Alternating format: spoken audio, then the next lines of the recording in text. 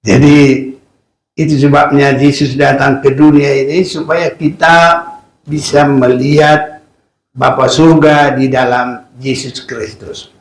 Dalam khotbah Natal kita sudah dengar bahwa kedatangan Yesus bukan hanya untuk menebus dosa, tapi juga melanjutkan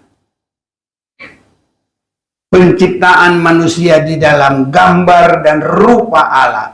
Sebab pengenalan akan Bapa itu semua ada di dalam Yesus, termasuk gambar dan rupa Allah ada di dalam Yesus.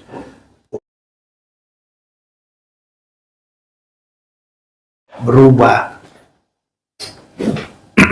kasihnya, kuasanya senantiasa nyata bagi kita semuanya. Saya mau mengajak kita membaca firman Tuhan. Kita akan memperhatikan biar kita semua sungguh-sungguh hanya berserah, berharap, berpegang kepada kekuasaan pertolongan daripada Tuhan.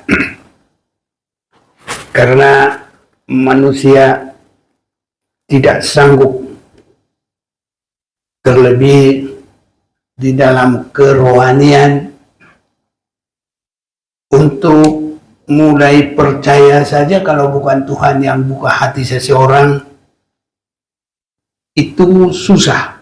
Apalagi nanti kalau kerohanian yang diukur untuk bisa bertemu dengan Tuhan, masuk Yerusalem baru, untuk juga melewati kekuatan masa antikris. Kalau bukan Tuhan yang tolong, tidak ada satupun yang bisa. Itu sebabnya Yohanes juga di Pulau Patmos hanya untuk melihat Tuhan saja, kalau bukan uluran tangan Tuhan. Yohanes, murid Yesus yang dikasihi, dia tidak mampu, dia jatuh tersungkur seperti orang mati. Tapi ada uluran tangan Tuhan dan dia boleh kuat dan boleh menerima semua kitab Wahyu. Sebabnya siapapun, mari kita mau bersandar sungguh-sungguh kepada Tuhan. Pertama, saya akan mengajak kita membaca pertolongan Tuhan di dalam kerohanian. Nah, pertolongan Tuhan dalam kerohanian itu sulit kalau kita belum juga merasakan dalam hal yang jasmani. Itu sebabnya ya ada baiknya kita harus mulaikan dari perkara yang jasmani saja.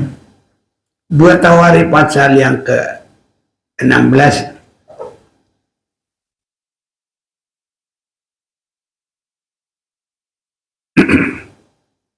ayat yang ke-9.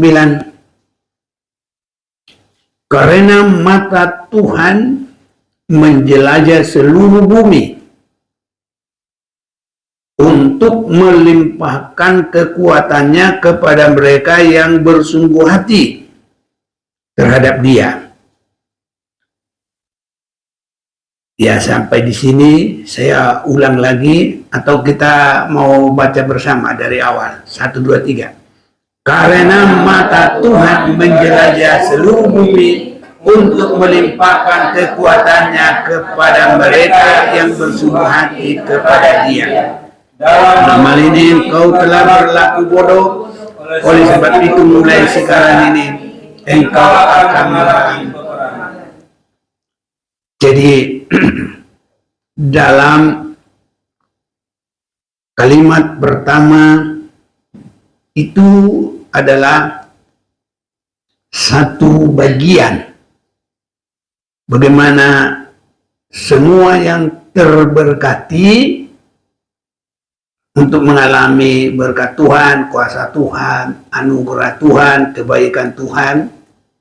Dan kalimat yang kedua adalah tindakan seseorang. Ada yang benar-benar bisa mengandalkan Tuhan, tapi bisa juga lebih banyak mengandalkan yang bukan Tuhan. Karena mungkin bisa langsung dalam pandangan mata, mungkin dalam perasaan langsung. Sedangkan mengalami kuasa Tuhan adalah mengimani, berserah, dan kita baca tadi, orang yang mendapat berkat dan kekuatan adalah mereka yang bersungguh hati terhadap Dia. Jadi dalam hal ini Raja Asa, dia berharap pertolongan kepada bangsa lain atau kekuatan lain. Kalau kita baca dari awal ayat pertama, pada tahun ke-36 pemerintahan Asa, majulah Baisa Raja Israel hendak berperang melawan Yehuda. Ia memperkuat Rama dengan maksud mencegah lalu lintas kepada Asa, Raja Yehuda. Lalu Asa mengeluarkan emas dan perak dari perbendaharaan rumah Tuhan dan dari perbendaharaan rumah raja, dan mengirimnya kepada Ben-Hadad Raja Aram yang diam di Damsyik dengan pesan. Nah, itu sebagai permulaan saja untuk kita boleh memperhatikan. Jadi Raja Asa sebenarnya mereka berperang, boleh bilang perang saudara, ya, karena ini Israel dengan Yehuda. Tetapi Raja Asa ini ya sudah sangat jauh. Satu, tidak percaya lagi dengan keberadaannya, terlebih dia tidak juga mengandalkan Tuhan. Padahal mereka adalah disebut umat Tuhan. Ya, memang kalau Israel dengan Yehuda ini perbedaannya, Yehuda itu cuma ya tinggal mereka dan 10 suku lah dengan 2 suku. Nah gitulah. Jadi mungkin Raja Asa itu merasa mereka sudah ya minoritas, sehingga dia tidak lagi ya langsung mengandalkan Tuhan, tapi dia mengandalkan Raja Aram. Ini saudara-saudaraku, seandainya pun itu ya berhasil dalam sekejap, tapi Tuhan sudah meninggalkan mereka, sehingga ada kata, dalam hal ini engkau telah berlaku bodoh. Jadi orang yang tidak mengandalkan Tuhan, mengandalkan manusia, berharap kepada manusia, itu disebut bodoh. Dalam hal ini engkau telah berlaku bodoh, oleh sebab itu mulai sekarang ini engkau akan mengalami peperangan. Jadi justru bertambahnya masalah, bertambahnya kesulitan. Karena kehidupan kita ini sama dengan orang sekolah. Kalau umpamanya di tingkat SD dia belum lulus, ya nanti kalau tahun depan dia ulang lagi. Kalau belum lulus juga, ya nggak bisa. Harus ada lulus SD baru masuk SMP. Harus ada lulus SMP baru masuk SMA dan seterusnya. Jadi Raja Asa ini justru semakin bertambah musuhnya. Dan Tuhan berkata kepada mereka dalam ayat yang lain, ya sesungguhnya, atau kita boleh melihat apa yang Tuhan katakan. Saya baca saja selanjutnya. Maka sakit hatilah Asa karena perkataan Pelihat itu, sehingga ia memasukkannya ke dalam penjara. Sebab memang ia sangat marah terhadap dia karena perkara itu. Pada waktu itu Asa menganiaya juga beberapa orang dari rakyat. Sesungguhnya riwayat Asa dari awal sampai akhir tertulis dalam kitab Raja-Raja Yehuda dan Israel. Pada tahun ke-39 pemerintahannya, Asa menderita sakit pada kakinya yang kemudian menjadi semakin parah. Namun dalam kesakitannya itu ia tidak mencari pertolongan Tuhan, tetapi pertolongan tabib-tabib. Jadi dia mau bangkit kepada Tuhan. Kata-kata sekarang belum mau mohon kepada Tuhan. Malah dia pergi tanpa mencari Tuhan. Nah, di sini tanpa mencari Tuhan. Kemudian Asa mendapat perhentian bersama nenek moyangnya yang mati pada hari ke-41 pemerintahannya. Ini saudara-saudaraku, kalau tidak mencari Tuhan, demikianlah keberadaannya. Kalau kita baca lagi ayat 7, pada waktu itu datanglah Hanani, Pelihat itu kepada Asa, Raja Yehuda, katanya kepadanya, karena engkau bersandar kepada Raja Aram dan tidak bersandar kepada Tuhan Allahmu, oleh karena itu terluputlah tentara Raja Aram dari tanganmu. Bukankah tentara Ethiopia dan Libya besar jumlahnya, kereta dan orang berkudanya sangat banyak, namun Tuhan telah menyerahkan mereka ke dalam tanganmu karena engkau bersandar kepadanya. Jadi disinilah kita lihat sewaktu Raja Asa benar-benar mengandalkan Tuhan, musuh yang besar sekali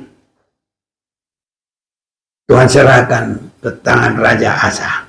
Raja Asa mengalami kemenangan, tetapi melawan bangsanya sendiri, sama-sama keturunan Abraham, Raja Asa tidak bisa, ya, dan dia boleh kalah. Padahal kalau kita perhatikan ini, ya, Raja Aram ini sangat besar. Ya, juga orang Ethiopia itu besar. Lebih banyak lagi. Bukankah tentara Ethiopia dan Libya besar jumlahnya? Keretanya juga canggih dan banyak. Saudara-saudaraku, itu sebabnya besar kecil, mari kita lebih mendekatkan diri kepada Tuhan, dan kemenangan kita adalah semakin bersungguh hati terhadap Tuhan. Hari Minggu lalu kita sudah dengar, saudara-saudaraku, lebih mendekatkan diri, lebih berserah kepada Tuhan. Dan di sini kita dapat lagi langsung dari firman Tuhan, supaya lebih bersungguh hati terhadap Dia. Jadi boleh kita perhatikan ujian, cobaan, tantangan apapun bagi manusia itu, kalau kita lebih mendekatkan diri kepada Tuhan, lebih sungguh hati terhadap Dia, kepada kebenaran firman-Nya, ibadah kepadanya, menyembah Dia, semua kita lewati dalam kemenangan. Karena begitu, saudaraku, kalau kita perhatikan dalam kitab Wahyu itu sudah puncak dari semua persoalan di muka bumi ini. Dari peperangan, kelaparan, kematian, sampai kepada goncangan bumi, langit ya, bintang berguguran, semuanya Harmagedon, dan termasuk semua kekayaan dunia nanti dibakar, hancur dalam 1 jam, dan termasuk antikris. Tidak ada seorang pun yang bisa menangani itu dari dirinya. Tapi kita yakin Tuhan pasti menolong kita, saudaraku. Jadi semakin ada ujian, cobaan, semakin berserah. Coba dulu kita seperti Yesus. Ada ombak, ada topan yang besar sekalipun, pasrah saja. Yesus apa? Menghadapi itu, waktu topan ombak datang, tidur. Haleluya. Itu artinya santai saja, ya. Tapi imannya tidak tidur, ya. Kerohaniannya tidak tidur. Tapi kalau badannya itu ya udah santai saja, nggak usah. Saudara-saudaraku, kita khawatir, tidak usah menjerit. Ya kadang-kadang, saudaraku, kalau menangis sih memang kemanusiaan itu bisa menangis, saudaraku, ya. Sama seperti Musa itu hanya tinggal tangisan, tidak ada lagi yang lain-lain. Udah dia didorong sama ibunya, sama anaknya, kakaknya, dia tinggal di dalam air. Tidak ada apa-apa lagi. Tapi dengan tangisan itu didengar oleh putri Raja Firaun. Dan dia mendekat, dia suruh dayang-dayangnya, wah ini bayi orang Yahudi. Dia tahu, saudaraku. Tapi akhirnya ditolong, bahkan diangkat jadi dia putra mahkota. Ini, saudaraku. Jadi inilah secara jasmani. Sekarang kita akan masuk kepada hal yang lebih penting, itu di dalam kerohanian kita. Untuk percaya saja, kalau tidak dengan kuasa Roh Kudus, itu kita tidak bisa percaya. Orang tidak bisa percaya. Tapi Tuhan akan menolong kita. Saya mau ajak kita mulai dulu membaca 2 Korintus pasal yang pertama, ayat 21.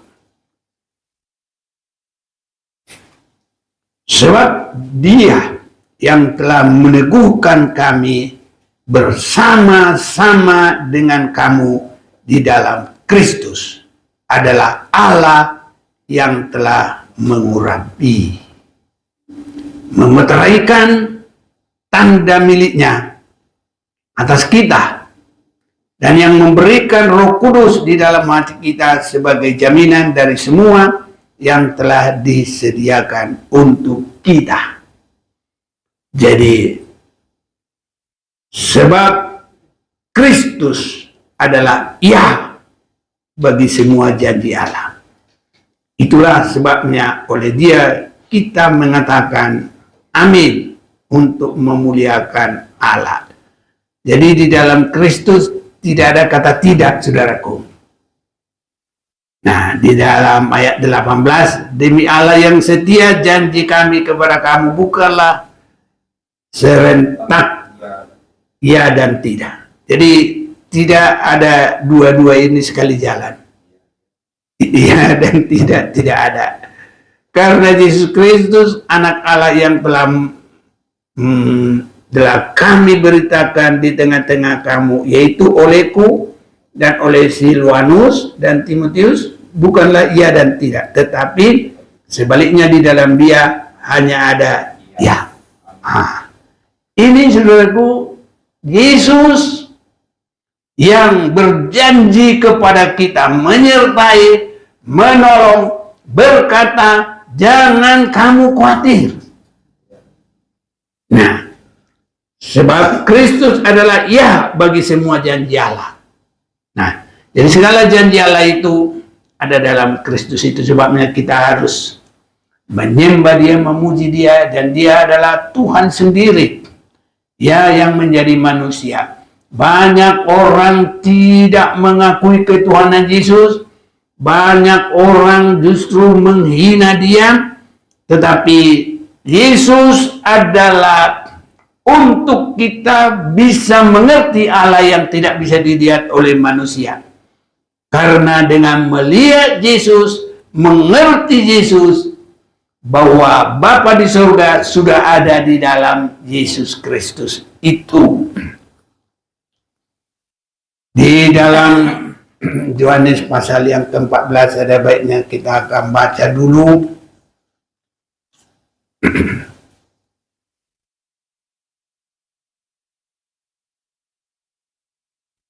Ya, kita baca, saya baca mulai, atau ada yang baca boleh, mulai 6. Yohanes 14 ayat yang ke-6. Kata Yesus kepadanya, akulah jalan dan kebenaran dan hidup. Tidak ada seorang pun yang datang kepada Bapa kalau tidak melalui aku. Terus, sekiranya kamu mengenal aku, pasti kamu juga mengenal Bapakku. Sekarang ini kamu mengenal dia dan kamu telah melihat dia. Kata Filipus kepadanya, Tuhan, tunjukkanlah Bapa itu kepada kami. Itu sudah cukup bagi kami. Kata Yesus kepadanya, telah sekian lama aku bersama-sama kamu, Filipus, namun engkau tidak mengenal aku.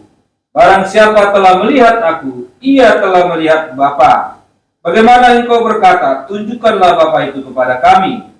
Tidak percayakah engkau bahwa aku dalam Bapa dan Bapa dalam aku?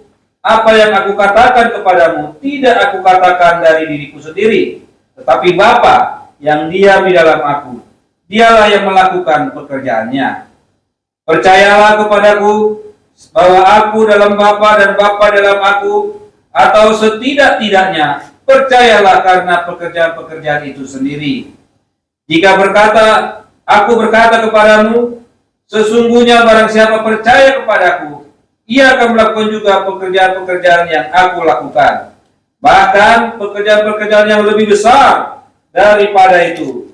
Sebab aku pergi kepada Bapa. Dan apa juga yang kamu minta dalam namaku, aku akan melakukannya, supaya Bapa dipermuliakan di dalam Anak. Jika kamu meminta sesuatu kepadaku dalam namaku, aku akan melakukannya. amin, saudara-saudara. Jadi itu sebabnya Yesus datang ke dunia ini, supaya kita bisa melihat Bapa surga di dalam Yesus Kristus. Dalam khotbah Natal kita sudah dengar bahwa kedatangan Yesus bukan hanya untuk menebus dosa, tapi juga melanjutkan penciptaan manusia di dalam gambar dan rupa Allah. Sebab pengenalan akan Bapa itu semua ada di dalam Yesus, termasuk gambar dan rupa Allah ada di dalam Yesus. Untuk kita lebih melihatnya, kita agak maju sedikit dalam Kolose pasal 1. Kita sudah sering dengar mulai 15, keutamaan Kristus. Ia adalah gambar Allah yang tidak kelihatan, yang sulung, lebih utama dari segala yang diciptakan. Karena di dalam Dialah telah diciptakan segala sesuatu yang ada di bumi, yang kelihatan dan yang tidak kelihatan, baik singgasana maupun kerajaan, baik pemerintahan maupun penguasa. Segala sesuatu diciptakan oleh Dia dan untuk Dia. Ia ada terlebih dahulu dari segala sesuatu, dan segala sesuatu ada di dalam Dia. Nah, inilah saudara-saudaraku, untuk kita lebih bersungguh-sungguh kepada Allah. Bagi saya sampai saat ini, mulai saya mengerti bagaimana percaya kepada Tuhan, dan oleh kemurahan Tuhan saya boleh lebih mendekatkan diri. Saya menyerahkan diri untuk dibaptis. Sesudah itu saya merindukan untuk melayani Tuhan, dan sampai saat ini Tuhan masih tolong. Ya, dari umur saya, kalau tahun 1965, dari saya lahir 1946, 19 tahun ya. Iya kali ya. Nah, sejak itu sampai sekarang, segala sesuatu, semua hanya karena Tuhan. Sudah bermacam-macam liku-liku kehidupan ini. Mulai saya belum tahu bagaimana cari Tuhan, belum tahu bagaimana gereja, tapi Tuhan bisa buka jalan. Itulah kalau kita ada kerinduan, saudara-saudaraku. Ya, waktu saya mulai ada kerinduan, saya tidak tahu mau ke gereja mana nih. Ya, sebabnya kalau benar-benar ada kerinduan, tidak ada yang mustahil. Tuhan pasti arahkan. Karena Tuhan kita sudah kita lihat tadi, tidak ada tidak bagi Dia. Bagi semua yang bersungguh-sungguh, berarti kalau kita kepada kerinduan Tuhan, semuanya iya. Dalam arti Tuhan pasti buka jalan, Tuhan akan arahkan. Seperti ya kalau YouTube kalau kita suka dengar khotbah, nanti akan datang khotbah banyak. Oh, tinggal pilih ini. Karena YouTube tahu kita suka khotbah, ya itu sudah itu. Tuhan juga kalau kita rindu kepada Dia, Dia akan buka jalan tentang ketuhanan, sehingga kita boleh bertumbuh berkembang di dalam Dia. Itu sebabnya saudara-saudaraku, dan sesudah ada kerinduan itu, saya tidak ngerti mau cari sekolah. Kita pendetanya nggak tahu, tapi Tuhan tunjukkan semuanya. Orang yang tidak saya kenal, ya suka kalau saya jadi supirnya, tahu-tahu itu adalah pendeta, dan itu juga mengetuai seluruh Sumatera Utara. Nah, jadi pendeta wilayah lah, ya bukan wilayah hanya seperti wilayah DKI, tapi provinsi lah.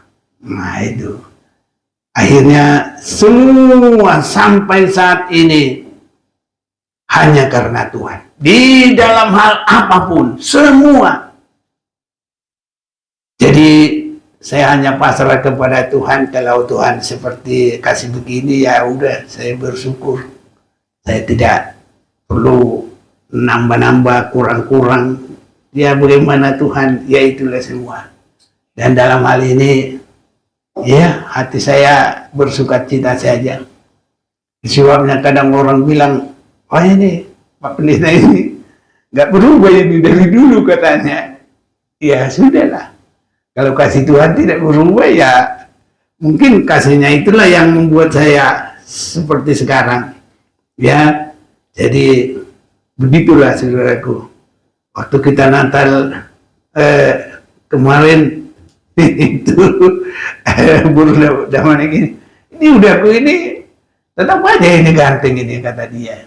Bercanda apa enggak ngerti saya. Nah itulah saudara-saudaraku ya.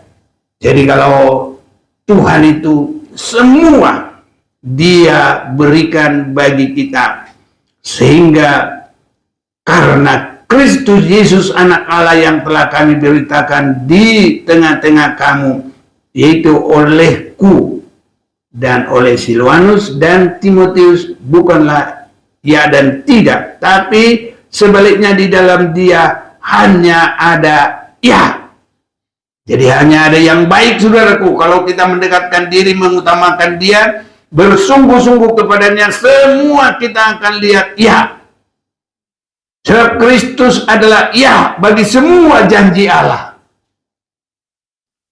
Saya bukan pendeta yang boleh bilang seperti orang lain besar apa semua, tapi saya rasa Tuhanku besar karena segala sesuatu hanya karena Dia. Ya, makanya Ibu Gembala bilang, kami ini enggak pernah bikin proposal. Makanya kalau dia proposal nggak mau. Waktu Boti tempoh hari aja disuruh tanda tangan per 3 bulan terima 20 juta. Nah, hanya tanda tangan. Sampai teman-teman sewilayah DKI, saya masih ketua wilayah saat ini. Pak Manik nggak mau terima itu. Jadi waktu saat itu dibilang pendeta-pendeta di Jakarta menerima uang. Ya memang saudaraku begitu. Tapi kalau seandainya ditanya, dan seandainya ada orang yang perlu ya pemberitahuan, saya boleh bilang saya pendeta yang tidak terima.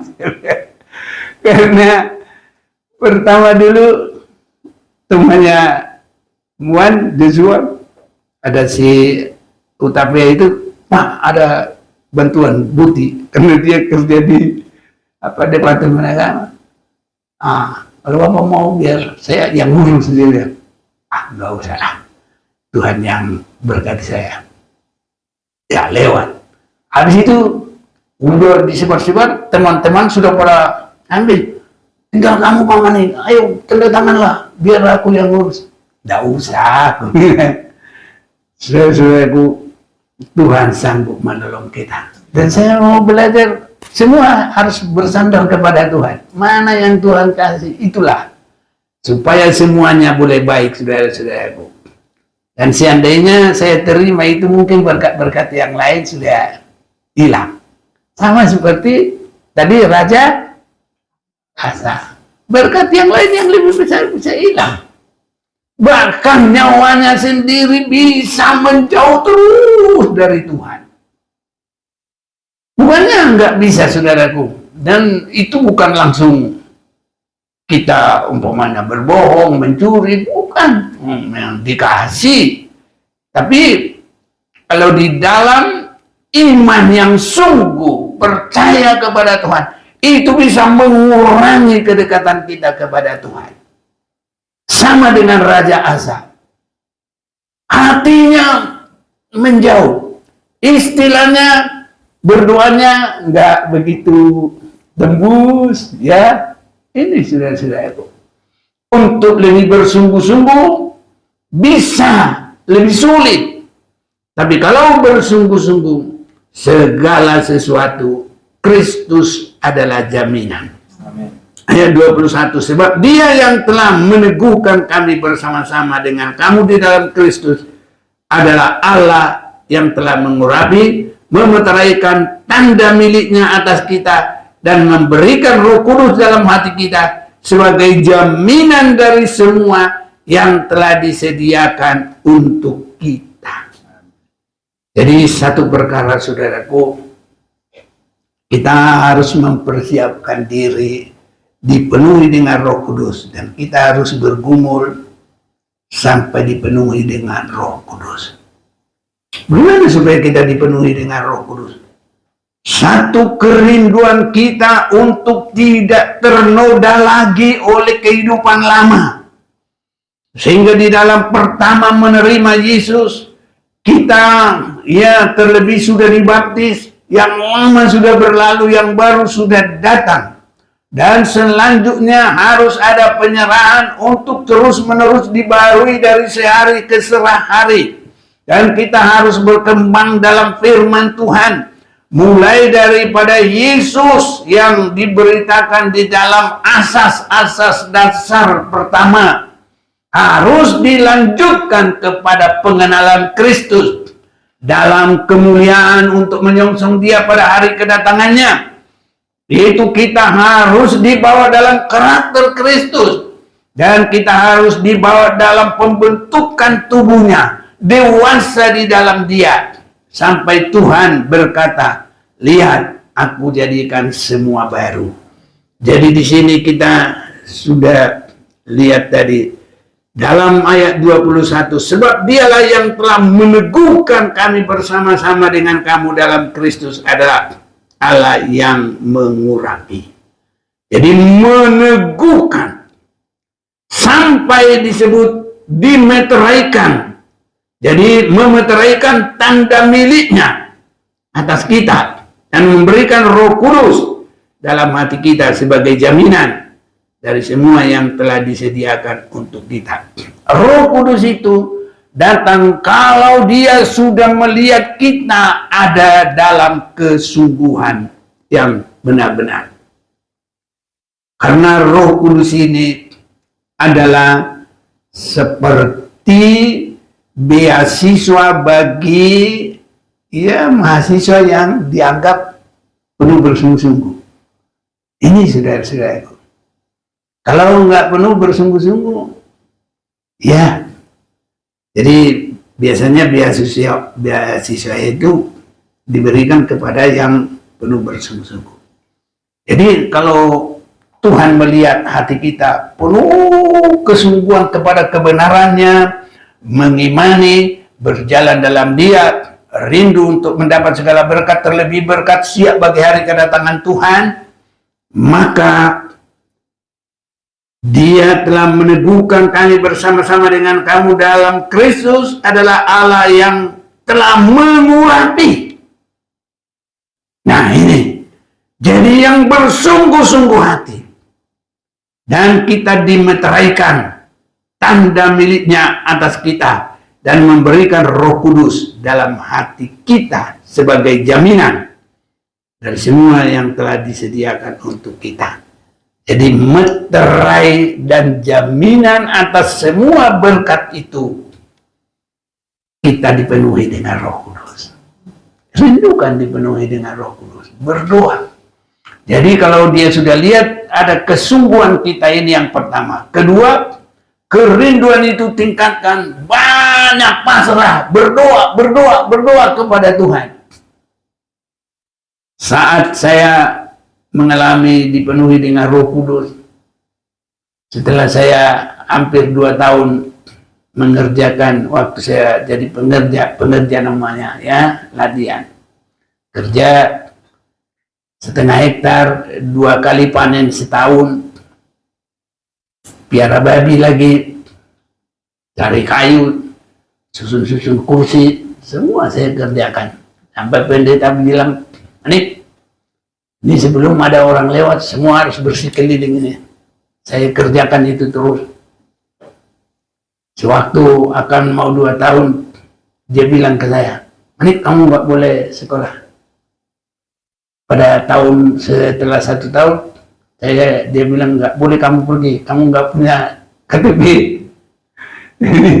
Diurus KTP saya. Mau tahun kedua, nggak boleh kamu pergi, kamu belum penuh Roh Kudus. Dia bilang, waduh Tuhan, kalau begini kapan lagi saya nanti sekolah kita kalau begini kadang-kadang hampir saudaraku mau lari sebab terlalu banyak yang dia buat untuk ujian saya. Kadang sudah makan dia lihat dari jauh diintip-intip. Langsung itu dari kamar itu dipanggil lagi. Mari, kamu pergi lagi ngambil kayu. Nah, itu makanya harus taruh situ. Nanti apa ada semut apa semua? Ya kita harus ambil kayu cepat-cepat. Pergi. Nanti kalau pulang benar-benar ada semut juga. Tidak boleh ganti. Ya, yang semutan itu makan. Kalau enggak, ya bagaimana? Lapar lah. Uang enggak ada. Ya. Jadi apa yang ada ya itulah. Tapi semua jadi vitamin. Jadi berkah. Saudara-saudaraku ya. Jadi kalau saya lagi ambil kayu itu, cepat-cepat saya bikin. Ambil kayu itu pakai sepeda, saudaraku. Ya.